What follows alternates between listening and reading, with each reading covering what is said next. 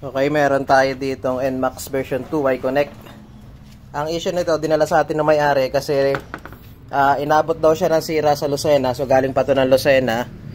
Ay ayaw na daw mag-start. Ngayon pinalta ng CKP. And then umi-start na siya. Ang problema, nawala daw yung kanyang speedometer. So ang ginawa ng mag-ayos, so nirecommend kay sir, paltan nyo or i-bypass na lang yung ABS. Kaya napansin nyo na ito yung bypass nyan. And then pinalaki yung butas dito sa swing arm. Yan. Yan no. Mapapansin nyo, laki na ng butas nyan dito. Dapat kasi sakto lang yung sensor na yan. So binalik ko na lang yan. Yan yung stock na sensor nya. Tinagkal kasi yung stock na sensor, pinalitan ng pang Honda. Yan. Ito kasi pang Honda to. Ginagamit to pag bypass nga. Pero ito ay hindi na ngayon, hindi na ginagamit to sa ngayon. Kasi problema nito, okay to sa mga version 1 tsaka version 2. Pero pag sa Y-Connect na may TCS, traction control, yan. So hindi pwede to sa may traction control kasi magmamalfunction yung traction control nyo. So kung yung gagawin natin dito, or ginawa natin dito, binalik natin yung stock na ABS sensor nya, or itong stock na speedometer sensor nya, yan sa likod.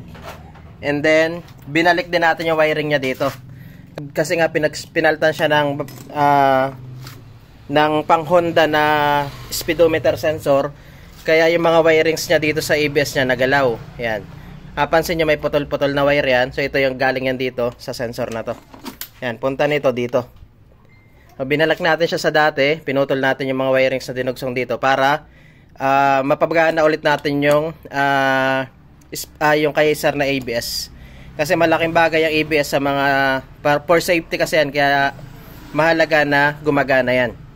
So pag ang nag-recommend kasi kay sir agad, hindi pa natitingnan yung ABS, bypass agad. So pag ganun, ibig sabihin hindi po marunong talaga maggawa ng ABS yun. Ibig sabihin ang alam niya, bypass lang.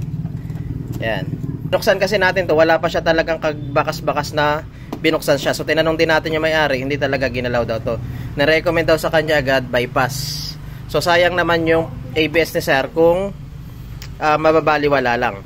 Yan. So ginawa natin, binalik natin stock na speedometer sensor, and then yung kay sir na ABS module inayos natin para gumana na yung speedometer niya. So back to start back to stock na yung kanyang ABS sensor, and then yung ABS niya so gumagana na rin. So mamaya ipapakita ko sa inyo. Yan. So nung bago kasi natin to ayusin, hindi lang natin na video kanina. So yung ABS na yan wala na kasi nga nirekta na nila dito. Kumbaga pag pinasukan kasi ng block itong wire na to, pag pinasukan niya ng ground, papansin nyo mawawala yung ABS doon. Yan. So pinagsama na niya tong wire na to para mawala yung ABS doon. Ngayon tinagkal natin para yan, makikita nyo kung gumagana o hindi yung ABS na. So mamaya pag testing natin, papakita ko sa inyo na functional na yan. Kasi pag tumabot na ito ng 10 km/h, so mawawala na yan. Yan. Tsaka gumagana na siya yung stock na ABS sensor niya dito. Yan. Dati kasi kanina, kahit ikot siya, hindi gumagana yung speedometer niya. Kaya siguro nirecommend nung gumawa na i-bypass na lang. Yan. Pero dito sa shop kasi hindi tayo basta-basta nagba-bypass kung kaya pa naman i-repair yung ABS niya. Yan. Okay. So, kabit na lang natin ito mamaya, and then test drive natin kung mawawala na yung ABS or gagana na yung ABS sensor niya. Tsaka yung ABS motor. Yan. Okay. Okay, so update dito sa ginawa nating ABS. So try natin ngayon kung mawawala na or gagana na yung kanyang ABS.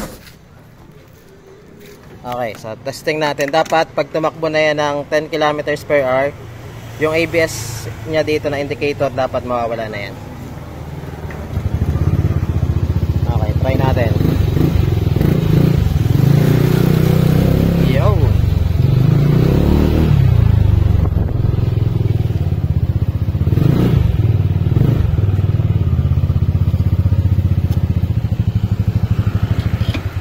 Okay, so pa sa testing ulit natin.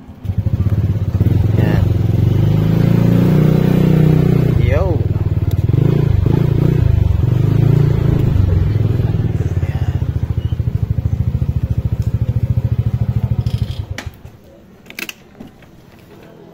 Okay.